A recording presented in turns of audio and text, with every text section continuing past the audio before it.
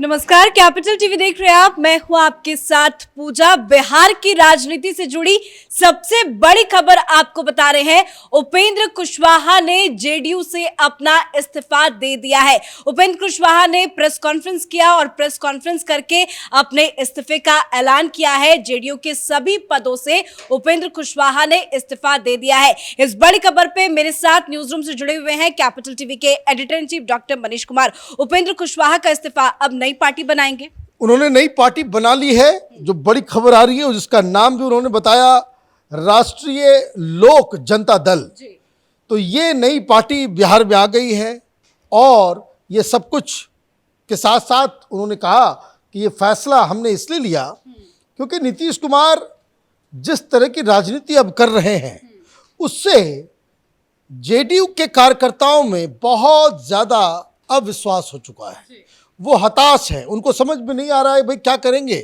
और उन्होंने दो चार वजह बताई। एक तो उन्होंने कहा कि पहले बीजेपी के साथ आप चुनाव लड़े, सरकार ठीक ठाक चल रही थी, लेकिन एक बीच में लीडर्स के बीच में ये राय हुआ कि बीजेपी को छोड़ के आरजेडी के साथ जाना है, तो हमने उस समय नीतीश कुमार का साथ दिया। लेकिन उसके बाद जो नीतीश कुमार ने किया वो उनको खटक गया। उन्होंने कहा कि देखिए, हमने बार बार कहा था कि भाई आप इनके साथ तो जाएं, लेकिन नेतृत्व हमेशा हमारे पास ही होना चाहिए। तो नीतीश कुमार ने हमें यह आश्वासन दिया था कि इस गठबंधन का नेतृत्व हमारे पास ही हमेशा रहेगा।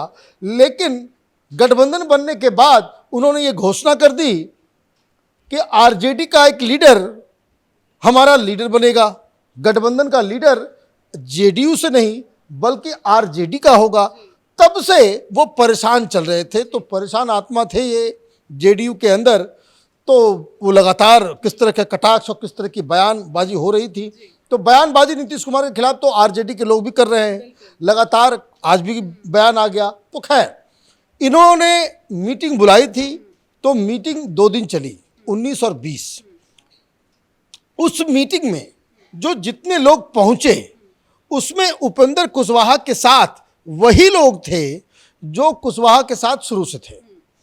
जेडीयू का कोई बड़ा लीडर, जेडीयू का कोई लीडर कुशवाहा के साथ नहीं गया। अब उन्होंने अपना रास्ता अलग कर लिया। नीतीश कुमार से अलग होकर के उन्होंने, पहले उनकी आरएलएसपी पार्टी थी, अब ये पार्टी उन्होंने तो पार्टी खत्म कर दी थी, तो नई पार्टी इन्होंने बना ली। अब नए ढंग से इनकी राजनीति की शुरुआत। नई पार्टी तो बना ली, पर नई पार्टी में कौन कौन साथ देगा? क्योंकि खबर ये भी आ रही है कि कई सांसद जो हैं वो उपेंद्र कुशवाहा के साथ संपर्क में हैं। देखिए, अब राजनीतिक रेमिफिकेशन इसका क्या होगा। कुशवाहा कोई बड़े लीडर नहीं है, वो एक जाति है कुशवाहा, उसके वो लीडर हैं। 2-3% वोट है इनके पास। अब बिहार में तो जात की राजनीति होती है।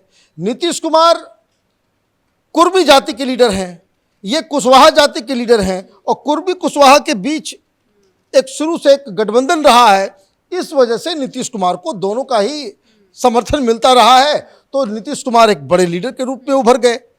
अब इसका पहला जो रेमिफिकेशन जो ये होगा कि देखिए, जो हमारे पास जानकारी है वो जानकारी ये है कि जो लोकसभा चुनाव जो आगे आने वाला है उसमें जो अंडरस्टैंडिंग, जो फॉर्मूला ये पूछ रहे हैं ना बार बार कि दोनों के बीच में क्या क्या फॉर्मूला है, आप ये बताइए कि क्या समझौता हुआ। तो कुछ इंटरनल सोर्सेस से जो हमें जानकारी मिली है वो ये है कि जब लोकसभा का चुनाव होगा तो 15-15-10, 15 आरजेडी चुनाव लड़ेगी, 15 जेडीयू और 10 कांग्रेस पार्टी। लेकिन इसमें एक और झोल है। झोल ये है कि उस समय क्या होगा। उस समय क्या कम्युनिस्ट पार्टी के तरफ से जो वाम मोर्चा भी इसके अंदर है, सीपीआई एमएल वाले भी हैं, जहां भी वो कल गए हुए थे, वो भी टिकट मांगेगा। मांझी टिकट मांगेंगे, वीआईपी वाले टिकट मांगेंगे। बहुत सारी पार्टियां हैं जिनके साथ आपने गठबंधन कर लिया है। कांग्रेस पार्टी मांगेगी सीट्स। तो ये जो फॉर्मूला जो इन दोनों के बीच तय हुआ है, नीतीश कुमार और तेजस्वी के बीच, वो 15-15-10 का है। अब 15 सीट पे ही अगर जेडीयू लड़ेगी तो कितनी सीटें आप जो है आपके पास होगा। आप ये देखिए, पिछली बार तो आप आधे आधे सीट पे लड़े थे, आपके पास अभी 17 एमपीज हैं, तो 2 एमपी कौन किसकी सीट जाएगी, वो तो लड़ने लायक भी नहीं बचेगा। फिर किन किन जगहों पे आरजेडी, क्योंकि अभी तो आपने आंकड़ा बता दिया, कंस्टिट्यूएंसी कौन कौन सी होगी ये तो तय नहीं हो पाया है। अब इसको लेकर के गठबंधन में रोष जरूर होगा, टूट फूट होगी। अब तीसरी जो सबसे अहम चीज है वो ये है कि जो अभी वर्तमान में जेडीयू के लीडर्स हैं वो क्या करेंगे, क्योंकि वो लोग तो डीप डाउन वो जान रहे हैं कि पिछली बार हम एमपी इसलिए बने क्योंकि हमारे प्रचार में प्रधानमंत्री मोदी आए थे। लेकिन वो न्योता तो दे रहे हैं, क्योंकि आज उन्होंने जिस तरह से प्रेस कॉन्फ्रेंस की उसमें उन्होंने कहा कि जो लोग पार्टी के अंदर घुटन महसूस कर रहे हैं उनका तहे दिल से स्वागत है। देखिए, पार्टी के अंदर घुटन तो बहुत सारे लोग महसूस कर रहे हैं, लेकिन दिक्कत क्या है कि उनके पास ऑप्शंस क्या क्या हैं। क्या भारतीय जनता पार्टी ग्राउंड में इतना काम कर रही है कि लोगों को लगे कि भाई ये अकेले इस महागठबंधन को हरा सके? तो ये जो है बीजेपी को भी साबित करना होगा। फिर बीच में इस तरह की खबर बिहार में आ जाती है कि अमित शाह और नीतीश कुमार के बीच बातचीत हो रही है, नीतीश कुमार वापस जो है बीजेपी के पास चले जाएंगे।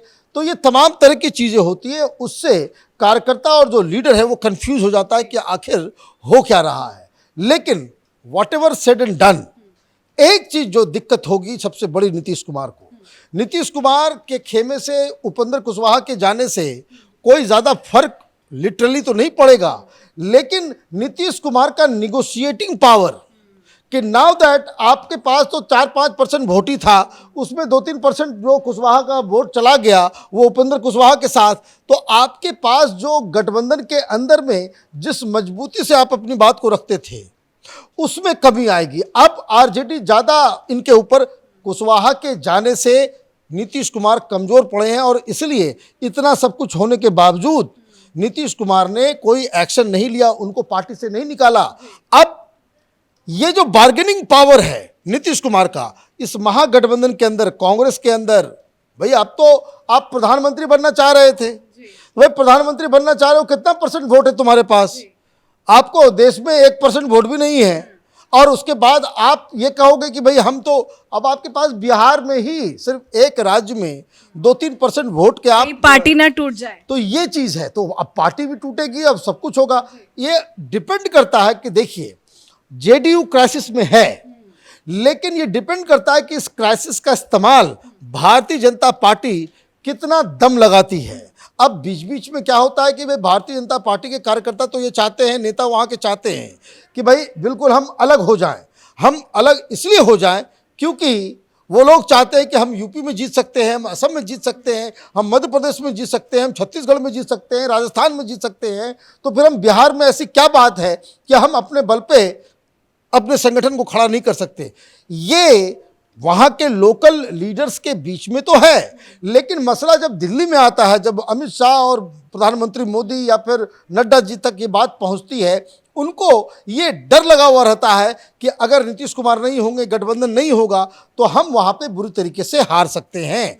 अब ये जो मिसकम्युनिकेशन है कार्यकर्ताओं और नेताओं के पास की, दूसरा एक और वजह मैं आपको बता दूं, केंद्रीय लीडरशिप इसलिए भी परेशान है बिहार को लेकर के कि बिहार में ऐसा कोई लीडर नहीं है जो तेजस्वी यादव हो या नीतीश कुमार हो उसको चैलेंज करने वाला, वैसा कोई फेस आपने नहीं बनाया। आपके पास कुल मिलाकर के वही सुशील मोदी, तो नित्यानंद राय, और ये सब थके हुए फुके हुए कारतूस हैं। इनके पास वो करिश्मा नहीं है लोगों को मोह लेने का, पब्लिक को के दिल में अपनी जगह बनाने का हुनर नहीं मालूम है इन लोगों को।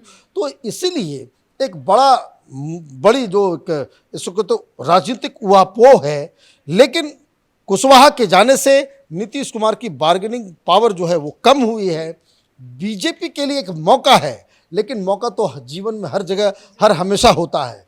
जो सक्सेसफुल होते हैं वो मौके को गंवाते नहीं, बल्कि मौके के ऊपर चौका मारते हैं, तब जाकर के उनको सफलता मिलती है। तो ये बिहार की राजनीति का आज एक नया चैप्टर शुरू हुआ है। अब देखिए आगे आने वाले दिनों में बीजेपी क्या फैसला करती है। धन्यवाद अपडेट के लिए। तो बिहार की राजनीति में पिछले कई दिनों से उपेंद्र कुशवाहा और नीतीश कुमार के बीच में बयानबाजी चल रही थी। उपेंद्र कुशवाहा आए दिन प्रेस कॉन्फ्रेंस करते थे, नीतीश कुमार पे कई बड़े आरोप लगाते थे। इसी बीच 2 दिनों की मंथन चली, बैठक चली। बैठक के बाद आज उपेंद्र कुशवाहा कैमरे के सामने आते हैं और जेडीयू से अपने सभी पदों से इस्तीफे का ऐलान करते हैं। साथ ही बड़ा ऐलान अब उपेंद्र कुशवाहा ने यह किया है कि वो नई पार्टी का गठन करेंगे। इस बड़ी खबर में मेरे साथ फिलहाल इतना ही। कैमरा पर्सन अशोक के साथ मैं पूजा, कैपिटल टीवी।